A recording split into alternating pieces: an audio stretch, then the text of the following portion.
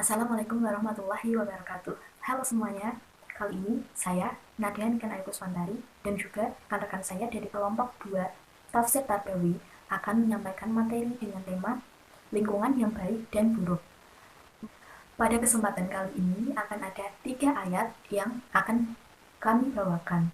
Yang pertama yaitu Quran Surat Ali Imran ayat 110, kemudian Quran Surat Al-Isra ayat 16 dan 17, lalu yang terakhir adalah Quran Surat Hud ayat 100 dan 101. Baik, langsung saja kita simak bersama-sama materinya akan disampaikan oleh rekan-rekan saya berikut ini. Di sini saya akan membacakan surat Al-Imran ayat 110 yang berbunyi A'udzubillahi minasyaitonirrajim. Bismillahirrahmanirrahim. Kuntum khairu ummatin ukhrijat lin-nasi ta'muruna bil ma'rufi wa tanhauna 'anil munkari wa tu'minuna billah walau amana ahlul kitabi lakana khairal lahum minhumul mu'minuna wa aktsaruhumul fasiqun. Artinya, kamu adalah umat yang terbaik yang dilahirkan untuk manusia, menyuruh kepada yang ma'ruf dan menjauhi kepada yang mungkar, dan beriman kepada Allah. Sekiranya ahli kitab beriman, tentulah itu lebih baik bagi mereka. Di antara mereka ada yang beriman, dan kebanyakan dari mereka adalah orang-orang yang fasik.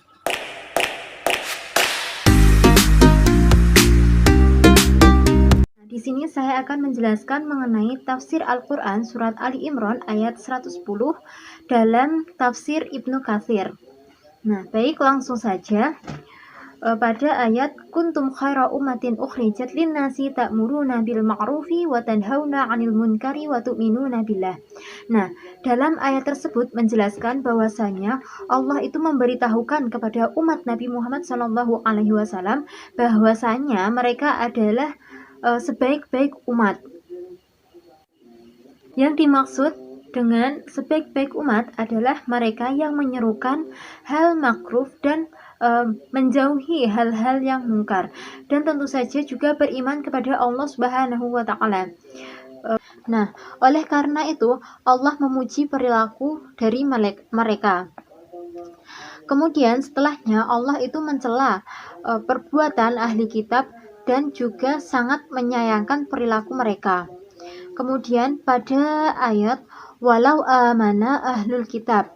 Nah, yang dimaksud di sini adalah ajaran yang dibawa oleh Nabi Muhammad SAW atau ajaran dari Allah Subhanahu wa Ta'ala yang diturunkan kepada Nabi Muhammad SAW.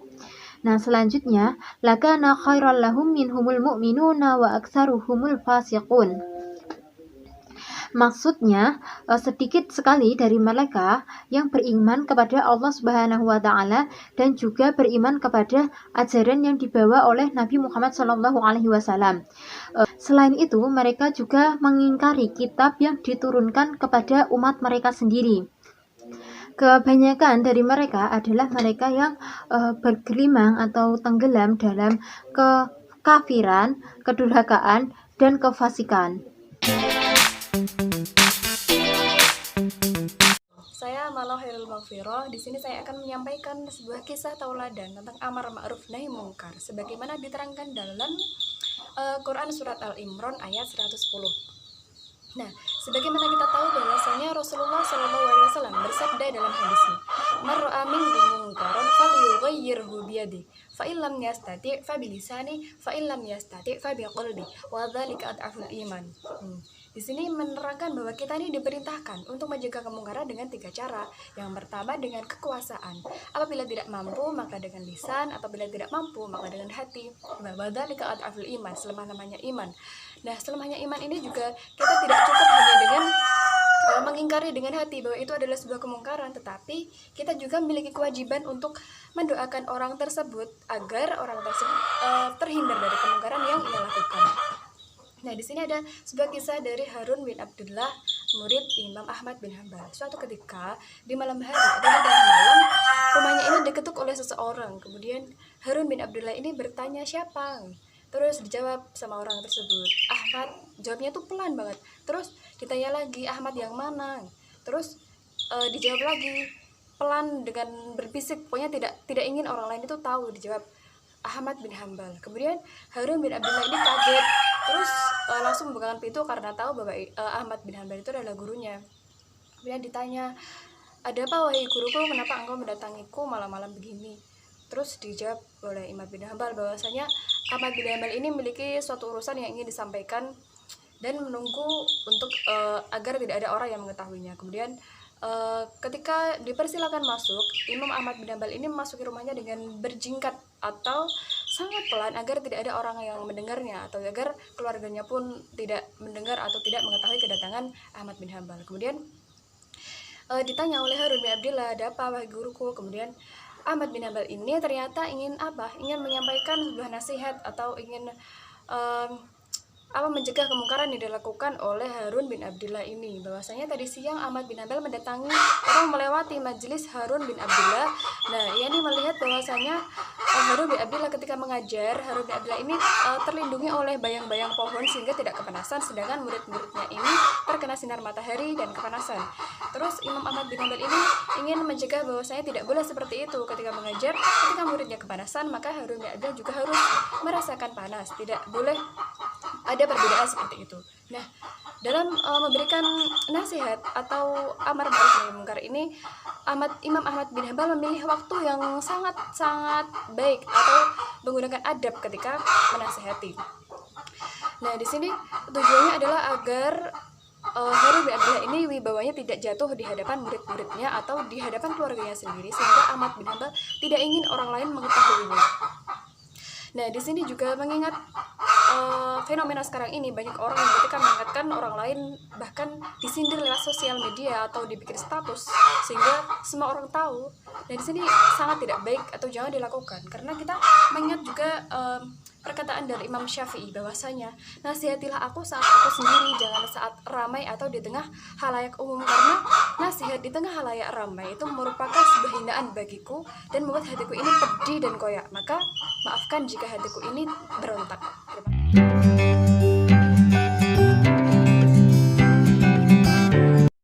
Bismillahirrahmanirrahim. وإذا أردنا أن نهلك قرية أمرنا مترفيها ففسقوا فيها فحق عليها القول فدمرناها تدميرا وكم أهلكنا من القرون من بعد نوح وكفى بربك بذنوبه عباده خبيرا بصيرا. Artinya, dan jika hendak kami membinasakan suatu negeri, maka kami perintahkan orang yang hidup mewah dalam negeri itu agar menaati Allah. Maka apabila mereka melakukan kedurhakaan, maka sudah sepantasnya berlakulah perkataan kami. Kemudian kami binasakan negeri tersebut. Dan berapa banyak kaum setelah Nuh yang telah kami binasakan, dan cukuplah Tuhanmu yang maha mengetahui, maha melihat dosa hamba-hambanya.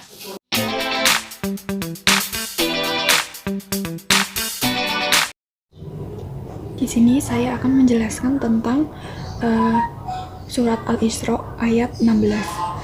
Dan jika kami hendak membinasakan suatu negeri, maka kami perintahkan kepada orang-orang yang hidup mewah di negeri itu supaya mentaati Allah. Tetapi mereka melakukan kedurhakaan di dalam negeri, maka sudah sepantasnya berlaku terhadapnya perkataan atau ketentuan kami. Kemudian kami hancurkan negeri itu sehancur-hancurnya. Arti dari ayat tersebut yaitu, menurut salah satu pendapat, makna yang dimaksud ialah kami perintahkan kepada orang-orang yang hidup mewah di negeri itu dengan perintah takdir. Mereka yang berpendapat demikian mengatakan bahwa makna yang dimaksud ialah Allah menundukkan mereka untuk melakukan perbuatan fahisyah. Karenanya mereka berhak mendapat azabnya. Menurut pendapat lain, kami perintahkan mereka untuk mengerjakan ketaatan, tetapi malah sebaliknya, mereka mengerjakan perbuatan yang keji. Karenanya, mereka berhak mendapat hukuman. Demikian menurut riwayat Ibnu Jurayj dan Ibnu Abbas.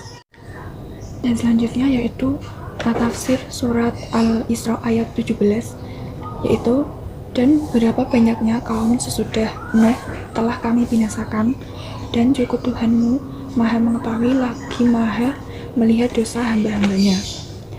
Allah berfirman seraya memperingatkan orang-orang kafir Quraisy mengenai tindakan mereka mendustakan Rasulnya, yaitu Nabi Muhammad SAW, bahwa dia telah membinasakan umat-umat terdahulu yang pernah mendustakan para rasul setelah Nabi Nuh alaihissalam. Dan hal itu menunjukkan bahwa selama kurun waktu antara Adam dan Nuh, mereka telah memeluk Islam. Artinya bahwa kalian para pendusta tidak lebih mulia dari mereka atau para rasul di hadapan Allah, dan kalian telah mendustakan rasul yang paling mulia dan paling terhormat, sehingga penimpaan siksaan kepada kalian itu memang merupakan suatu hal yang layak dan seimbang.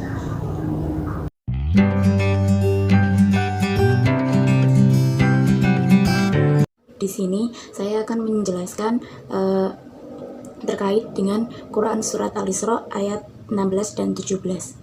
Di dalam ayat ini ada beberapa aspek yang dapat diambil pelajaran dari ayat tersebut.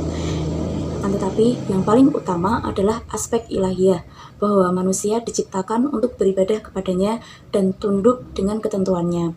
Sebagai konsekuensinya, maka manusia akan memperoleh ganjaran dan sanksi dari apa yang sudah ia lakukan di dunia ini. Nah, Allah menghadirkan manusia di muka bumi dengan membawa tugas, yaitu untuk memakmurkan semesta. Oleh karena itu, siapapun harus sadar posisinya, siapapun harus sadar perannya sebagai pemakmur kehidupan di muka bumi.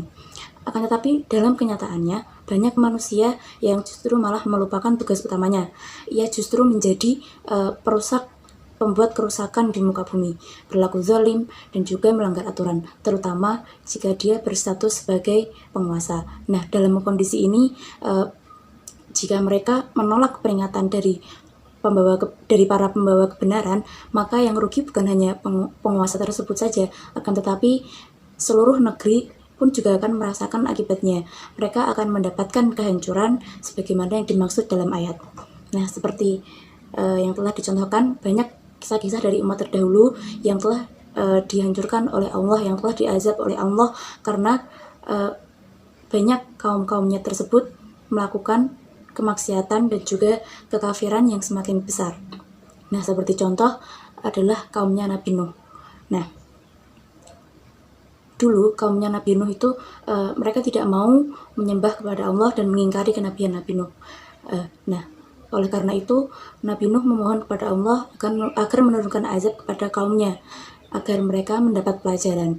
Nah, kemudian Allah menurunkan banjir yang meluluh lantahkan seluruh umat Nabi Nuh. Nah, bahkan bukan hanya kaumnya saja, akan tetapi juga putra Nabi Nuh yang pada saat itu memang dia durhaka kepada Nabi Nuh. Nah, dari kisah ini kita dapat ambil pelajaran bahwa azab Allah itu pasti ada, dan itu pasti akan terjadi.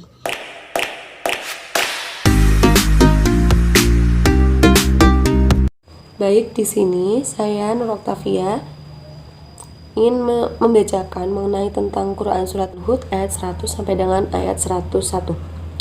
A'udzu billahi minasyaitonir rajim.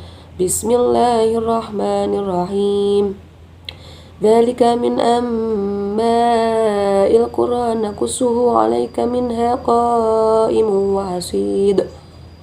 Yang artinya, itulah beberapa berita tentang negeri-negeri atau yang telah dibinasakan, yang kami ceritakan kepadamu Muhammad di antara negeri-negeri itu, sebagaimana masih ada bekas-bekasnya dan ada pula yang telah musnah. وَمَا ظَلَمْنَاهُمْ وَلَكِنْ ظَلَمُوا أَنفُسَهُمْ فَمَا أَغْنَتْ عَنْهُمْ آلِهَتُكُمُ الَّتِي يَدْعُونَ مِنْ دُونِ اللَّهِ مِنْ شَيْءٍ لَمَّا جَاءَ أَمْرُ رَبِّكَ وَمَا زَادُوهُمْ خَيْرَ تَتْبِينٍ. Yang artinya, dan kami tidak menzalimi mereka, tetapi merekalah yang menzalimi diri mereka sendiri. karena itu tidak bermanfaat sedikit pun bagi mereka sesembahan yang mereka sembah selain Allah. Ketika siksaan Tuhanmu datang, sesembahan itu hanya menambah kebinasaan bagi mereka.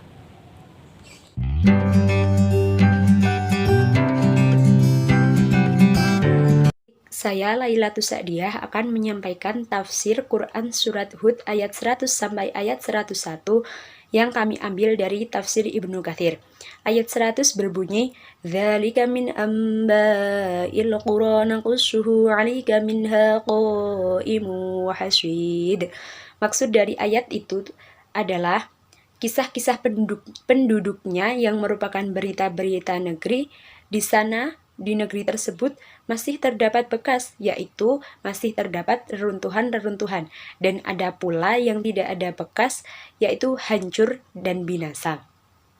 Ayat 101 yaitu berbunyi, "Wa ma zalamnahum walakin zalamu anfusahum fama aghnat anhum alihatuhum min dunillahi min syai'in wa ma zaduhum khaira tatsbib." Di sini yang dimaksud yaitu saat kami binasakan mereka karena mereka mendustakan dan kafir kepada rasul-rasul kami, yaitu mereka menyembah dan berseru kepada berhala-berhala mereka. Sembahan mereka itu pun tidak dapat memberikan sesuatu manfaat pun kepada mereka, tidak pula menyelamatkan mereka dari kebinasaan. Mujahid, Qatadah, dan lain-lainnya mengatakan bahwa makna yang tidak memberi manfaat dan tidak dapat menyelamatkan mereka dari kebinasaan itu yang dimaksud adalah mereka hanya mendapatkan kerugian belaka. Dikatakan demikian karena penyebab kebinasaan dan kehancuran mereka tiada lain karena mereka mengikuti sembahan-sembahan itu. Untuk itulah mereka dikatakan merugi di dunia dan akhirat.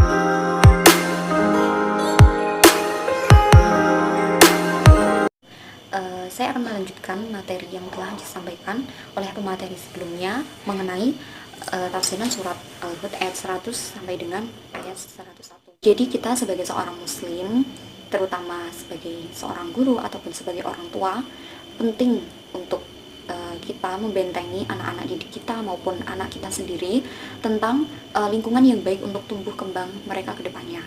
Karena apa? Karena tumbuh kembang anak ke depannya, anak akan berproses dalam kehidupannya itu memang sangat dipengaruhi oleh lingkungan, dan di sini yang paling ditekankan adalah lingkungan keluarga. Sebagai orang tua itu selalu memberikan controlling terhadap anak, apalagi ini juga baru masa-masa kritis seperti ini, di masa pandemi ini memang pembelajaran itu dialihkan ya dari pembelajaran tatap muka langsung di sekolahan itu berubah menjadi pendidikan langsung dari rumah, di mana kita sebagai seorang ibu dan seorang ayah, sebagai orang tua itu memberikan pendidikan yang lebih intens, memberikan pendidikan yang lebih kepada anak, karena kita selain kita bisa melihat sisi kelebihan dan juga kekurangan anak, kita sebagai orang tua juga bisa melakukan pengawasan lebih kepada anak ya. Jadi mungkin di sekolah kita hanya sekedar tahu bagaimana perkembangan anak, apakah anak itu paham di sekolah, apakah anak itu perilakunya sudah sesuai dengan apa yang kita harapkan. Itu mungkin kita hanya tahu lewat nilai, atau mungkin kita tahu lewat keluhan dari guru. Nah, kalau di rumah sendiri ini memang kita secara tidak langsung itu kita tahu, oh iya, ternyata anakku seperti ini, ternyata anakku seperti ini. Nah, dengan demikian harusnya kita tuh bersyukur sebagai orang tua, karena dengan adanya pandemi ini kita bisa lebih dekat dengan anak. Kedekatan emosional kita dengan anak itu bisa terjadi lebih dekat. Kita bisa mengetahui, selain bisa mengetahui kelebihan dan kekurangan anak, kita juga bisa melakukan controlling. Kita bisa mendidik anak memang sepenuhnya pendidikan kita, karena memang kita itu pendidikan utama anak kita, sedangkan sekolah itu hanya sarana pembantu untuk kita, karena memang kita tidak mungkin ya sepenuhnya bisa melakukan pendidikan di rumah. Untuk itu kan butuh sekolah atau mungkin bimbingan belajar seperti itu. Yang selanjutnya ini mengenai lingkungan sekolah. Lingkungan sekolah itu juga sangat berpengaruh penting, juga sangat sangat mempengaruhi anak kedepannya itu seperti apa, karena memang di sekolah itu anak akan bertemu dengan banyak orang, anak akan bertemu dengan banyak murid yang memiliki latar belakang keluarga yang berbeda, latar belakang ekonomi yang berbeda, di mana itu yang akan mewarnai pola dan juga corak pendidikan seorang anak. Jadi anak nanti dia akan berperilaku seperti apa itu tergantung bagaimana lingkungan sekolah itu mendidiknya, bisa dari gurunya. Kalau gurunya memberikan teladan yang baik, ya kemungkinan seorang anak juga akan mengikuti gurunya, karena ada pepatah Jawa yang mengatakan bahwasanya guru itu adalah dibuku dan ditiru. Bagaimana tindak tunduk seorang guru itu akan mempengaruhi seorang anak didik, terutama di sini bagaimana teman itu. Dan yang terakhir adalah lingkungan masyarakat. Lingkungan masyarakat ini merupakan lingkungan lingkungan yang cukup mendukung, karena anak selain belajar di rumah, belajar di sekolah, selebihnya itu juga anak akan belajar dari lingkungan masyarakat, lingkungan di sekitarnya. Jika memang anak sudah dilepaskan untuk bermain dengan siapa, anak berinteraksi dengan siapa tanpa ada pengawasan dari orang tua yang sedikit ketat untuk memantau perkembangan anak dibebaskan untuk bermain dengan siapa, ya itu juga akan mempengaruhi perkembangan anak itu bagaimana. Karena jika kita salah dalam memilih lingkungan anak, maka juga itu akan memberikan efek yang sangat terlihat besoknya itu seperti apa. Di dalam Quran surat Al-Hud ayat 100 dan juga 101 ini Allah itu mengisahkan bahwasanya umat-umat terdahulu itu mereka itu dibinasakan oleh Allah, baik meninggalkan jejak maupun benar-benar musnah, tidak ada bekasnya sama sekali tentang jejak-jejak mereka. Itu mengisyaratkan bahwasanya lingkungan yang buruk itu memang sangat memberikan dampak yang sangat jelas, dampak yang sangat besar, baik nanti itu dirasakan di dunia maupun di akhirat. Begitupun juga dengan lingkungan pendidikan seorang anak. Jika anak itu diberikan di lingkungan pendidikan yang tidak sesuai, dalam artian di sini adalah pendidikan yang buruk, maka juga itu akan memberikan dampak, entah itu akan dirasakan mereka di dunia maupun di akhirat.